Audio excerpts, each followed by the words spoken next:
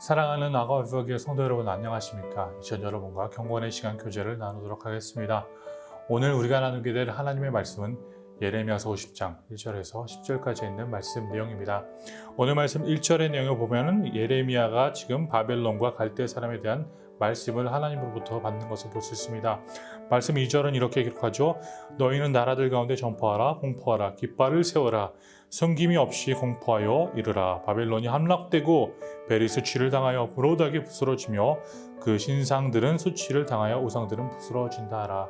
즉 바벨론에 관한 심판이죠. 즉 그토록 강해 보였던 강국이었던 바벨론마저도 하나님의 능력과 하나님의 힘 앞에는 아무것도 할 수 없음을 우리에게 다시 한번 보여주고 있습니다. 그렇습니다. 성도 여러분, 우리가 보기에 굉장히 강해 보이고 강력해 보일지라도 하나님보다 강한 것은 이 세상에 존재하지 않습니다. 그렇기 때문에 우리는 평안히 살 수 있습니다. 왜 그렇습니까? 하나님의 능력이 우리와 함께 하고 있기 때문에, 하나님 믿는 자들은 그분을 부를 수 있기 때문에 우리는 평안히 살 수 있다는 것입니다. 바벨론의 함락은 이스라엘 백성에게 어떤 메시지를 주었을까요? 즉 이스라엘 백성 가운데는 기쁨의 메시지, 소망의 메시지, 희망의 메시지임을 우리는 오늘 말씀을 보게 되면 알 수 있습니다. 말씀 4절은 이렇게 기록합니다. 여호와의 말씀이니라. 그날 그때 이스라엘 자손이 돌아오며, 즉 돌아오게 될 것이라고 말씀을 기록하죠.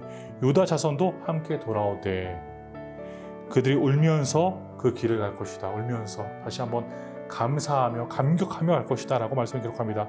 그의 하나님 여호와께 구할 것이며 감사와 감격으로 하나님께 구하게 될 것이다. 이어서 말씀 5절은 그들이 그 얼굴을 시온으로 향하여 하나님을 향하여 그 길을 물으며 말하기를 너희는 오라, 잊을 수 없는 영원한 언약으로 여호와와 연합하리라 말씀을 기록하고 있습니다. 사랑하는 성도 여러분, 그렇습니다. 우리는 하나님과 함께 해야만이 꼭 우리는 기쁨을 누릴 수 있는, 평안을 누릴 수 있는, 안정을 누릴 수 있는 백성이라는 것을 우리는 기억해야 합니다. 마치 이스라엘 백성처럼, 유다 백성처럼 하나님의 회복과 하나님의 도우심을 통하여서 눈물을 흘리며 감격하며 하나님과 연합하는 그 모습을 볼 때 우리도 또한 이러한 삶을 살아야 된다는 것을 기억하게 됩니다. 사랑하는 우리 아가부와 교회 성도 여러분, 우리 삶 가운데 이러한 삶이 넘쳐나기를 간절히 소원합니다.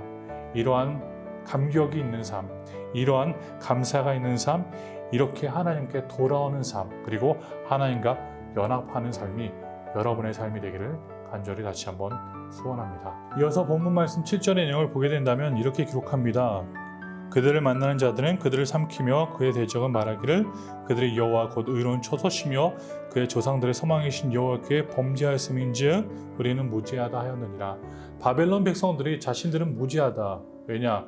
너희들이 실수하여서 너희들이 심판을 받았기 때문에 우리가 너희들을 침략하고 너희들을 지배한 것은 무죄이다라고 지금 생각하고 있는 것입니다.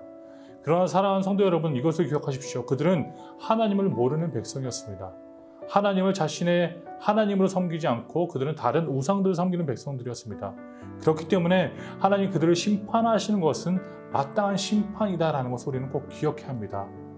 사랑하는 성도 여러분, 우리는 오늘 이 말씀을 보면서 이것을 기억해야 합니다. 내가 하나님의 자녀이고 하나님의 백성이다라는 것을 다시 한번 기억하면서 그것에 대한 감사를 가져야 합니다. 바벨론 백성은 하나님의 저주의 통로로 쓰임을 받았습니다. 그러나 우리는 하나님을 믿는 백성으로서 우리는 하나님의 축복의 통로로 쓰임을 받아야 합니다.